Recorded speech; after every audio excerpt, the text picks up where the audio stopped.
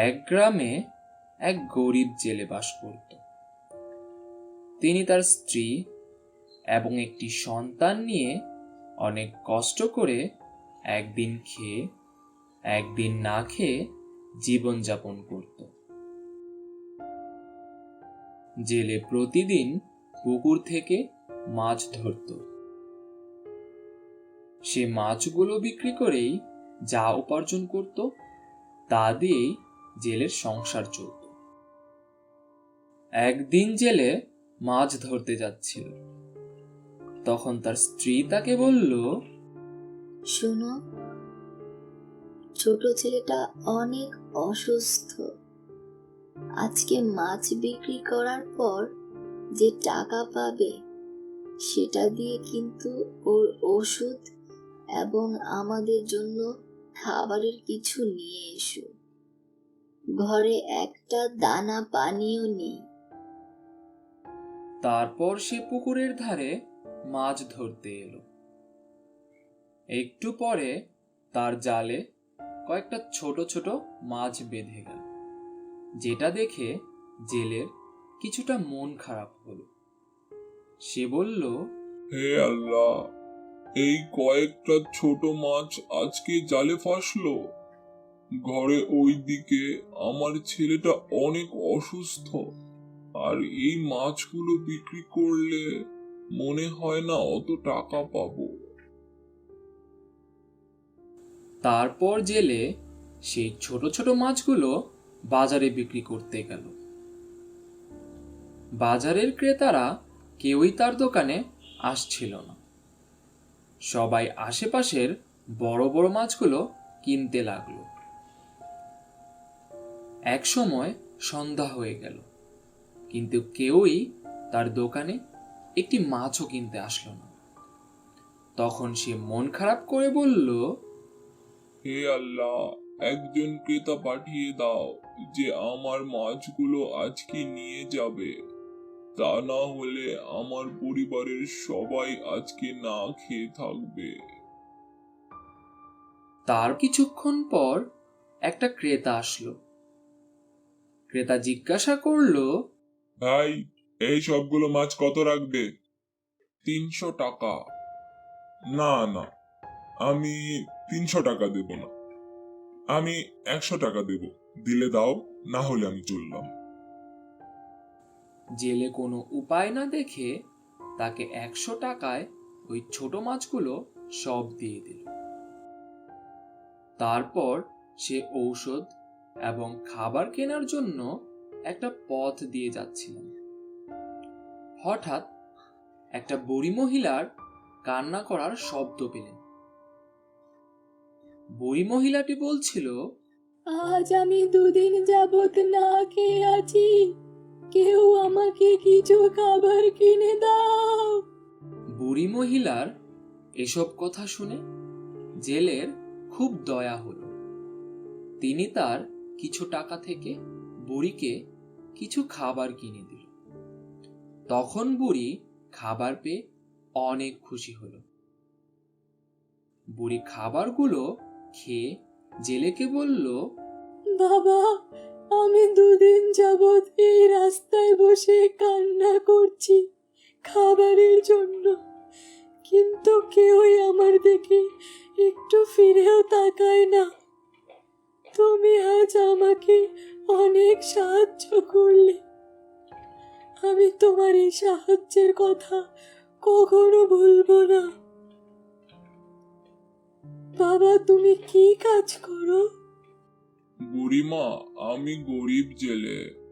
বাবা, তুমি আমার কাছ থেকে এই বড়িটা নিয়ে যাও। তুমি যখন মাছ ধরার জন্য জালটা দিবে তখন এই বড়িটা পানিতে ফেলে দিও। তারপর দেখবে সেই পুকুরের সবচাইতে সেরা মাছটা তোমার কাছেই আসবে। এই মাছটা পাওয়ার পর তুমি দেখবে তোমার অবস্থার অনেক উন্নতি হবে। সেই বড়িটা নিয়ে জেলে তার বাড়িতে চলে আসলো। বাড়িতে এসে সমস্ত ঘটনা তার স্ত্রীকে খুলে বলল।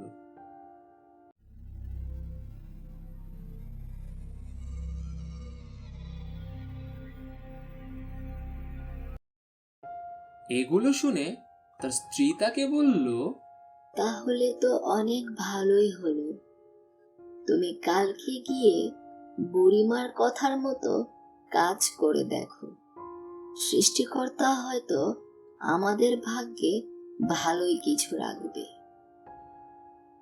তারপর জেলে প্রতিদিনের মতো সেই পুকুরের ধারে মাছ ধরতে গেল। তখন সে বুড়িমার কথা অনুযায়ী সেই বড়িটা পানিতে ফেলে দিল। তারপর সে জালটা ফেলে অপেক্ষা করতে লাগলো। একটু পরে দেখলো জালটা একটু ভীষণ জোরে নাড়াচাড়া করছে। সে অনেক কষ্ট করে টেনে হেঁচড়ে জালটাকে পুকুর ধারে টেনে আনলো। পাড়ে এনে দেখলো অনেক ছোট একটা মাছ তার জালে আটকা পড়েছে। এটা দেখে জেলে অনেক হতাশ হলো। তারপর ওই ছোট্ট মাছটা নিয়ে মন খারাপ করে বাড়িতে চলে আসলো। বাড়িতে এসে তার স্ত্রীকে ওই ছোট্ট মাছটা দিল।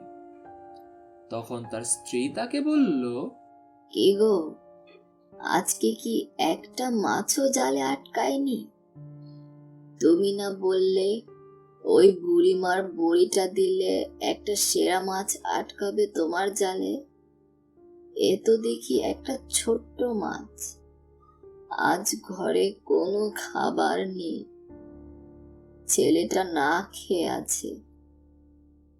এই মাছটা ওকে ভেজে দিই, অন্তত ওর পেট ভরবে।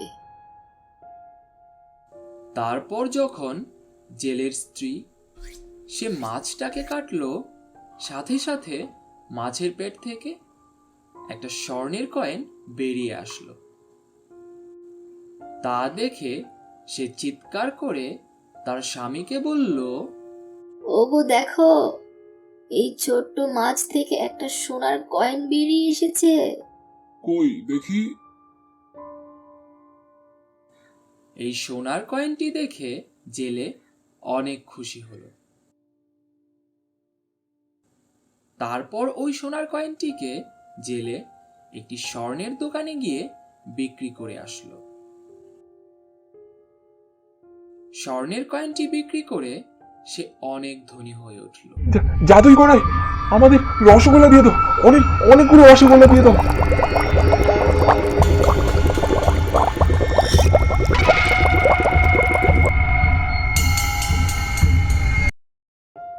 পুতুল নিয়ে যাও, পুতুল নিয়ে যাও, সুন্দর সুন্দর মাটির পুতুল, মাত্র 10 টাকা করে।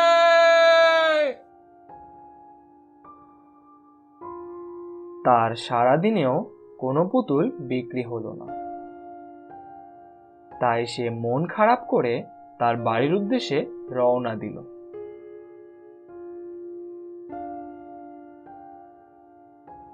পথে এক বুড়িমা কান্না করছিল।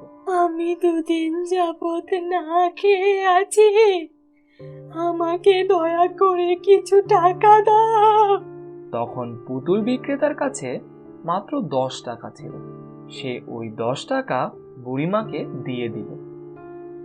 তখন বুড়িমা বলল, বাবা, তুমি আমার অনেক উপকার করলে, আমিও তোমার উপকার করতে চাই বাবা। বুড়িমা, আপনার কোনো উপকার করতে হবে না, আমি আপনাকে সামান্য 10 টাকা দিয়েছি। না বাবা, এই 10 টাকাই তো অনেকে দেয় না। বাবা, আমার কাছে শুধু এই কড়াইটা আছে, তুমি দয়া করে এই কড়াইটাই নিয়ে যাও। আচ্ছা ঠিক আছে বুড়িমা। কিন্তু বুড়িমা, আমার বাসায় তো কোনো চাল ডাল কিছুই নেই, আমি কি রান্না করে খাবো? এটা কিন্তু কোনো সাধারণ কড়াই না, এটা হচ্ছে জাদুর কড়াই। তুমি বাসায় গিয়ে এটাকে চুলায় বসিয়ে দেবে, তারপর যা খেতে চাও এই কড়াইকে বলবে, দেখবে তোমাদের অনেক খাবার দেবে। কিন্তু মনে রেখো বাবা, এই কড়াই এক বেলায় শুধু একটি খাবারই দেবে। এর বেশি খাবার যদি কেউ চাও তাহলে কিন্তু এই কড়াইটা তোমাদের জন্য একটা বিপদ হয়ে দাঁড়াবে। পুতুল বিক্রেতা বাসায় এসে তার স্ত্রীকে সবকিছু খুলে বলল। সবকিছু শুনে তার স্ত্রী তাকে বলল, সত্যি কি এই কড়াই থেকে খাবার পাওয়া যাবে? আমার তো একদম বিশ্বাস হচ্ছে না। পাবো পাবো, তুমি একবার চুলায় বসিয়ে বলো না। আমার মনে হয় বুড়িমা সত্যি কথা বলেছে।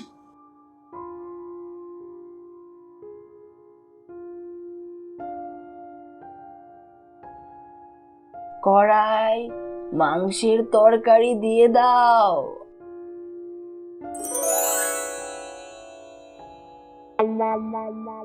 আরে সত্যি তো কড়াই আমাদের মাংসের তরকারি দিল। আজ অনেক দিন পর পেট ভরে খাবার খাবো।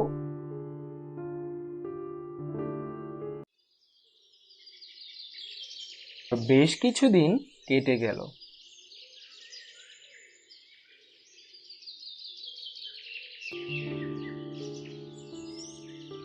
হঠাৎ তাদের পাশের প্রতিবেশীর বাড়িতে সেই রান্নার সুগন্ধ পৌঁছে গেল। আহ, কি সুন্দর গ্রান আসছে। তুমি চুলায় আজ কি বসিয়েছো? তোমার কি মাথা খারাপ হয়েছে? আমি তো সকাল সকাল সব রান্না শেষ করছি। এই গ্রান পাশের বাড়ির মকবুল মিয়ার বাসা থেকে আসছে। তারা আগে ভাত খাইতে ভাত পাইতো না, আর এখন কি জানি কি রাঁধে কি খায়।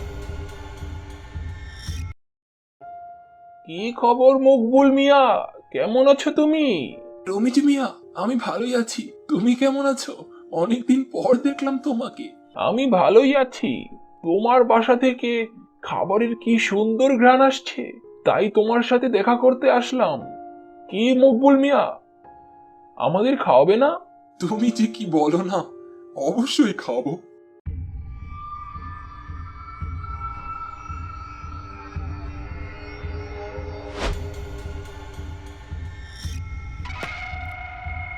কড়াই, মাংসের তরকারি দিয়ে দাও।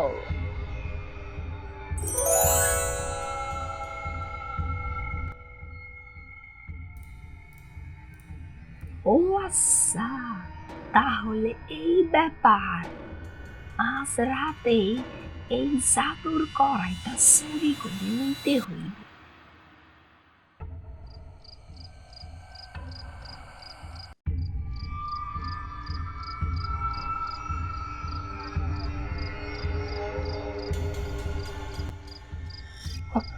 আরে জলদি জলদি কড়াইটাকে চুলায় রাখো।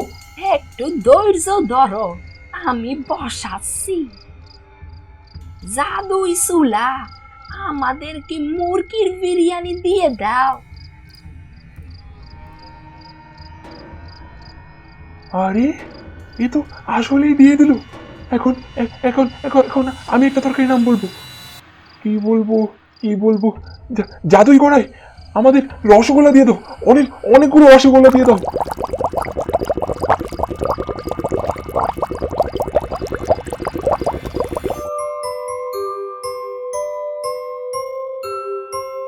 প্রচন্ড রোদে একদিন এক পিঁপড়ে পুকুরের পাড়ে এসে পানি পান করতে লাগলো। পানি পান করতে করতে হঠাৎ পা পিছলে পুকুরে পড়ে যায়। পিঁপড়েটি পানির স্রোতে ভাসতে থাকলো। একটি কবুতর তা দেখতে পেল। তারপর সে পিঁপড়ের সামনে একটি গাছের পাতা ফেলে দিল। পিঁপড়ে সেই পাতায় চড়ে বসে প্রাণে বাঁচল। পিঁপড়েটি পাড়ে এসে কবুতরটিকে ধন্যবাদ জানালো।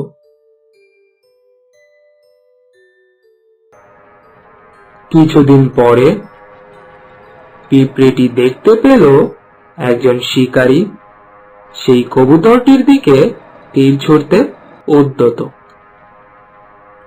কুট করে সে কামড় বসিয়ে দিল। উহ করে উঠতেই হাতের তীর গেল ফসকে, আর কবুতরটি উড়ে গেল।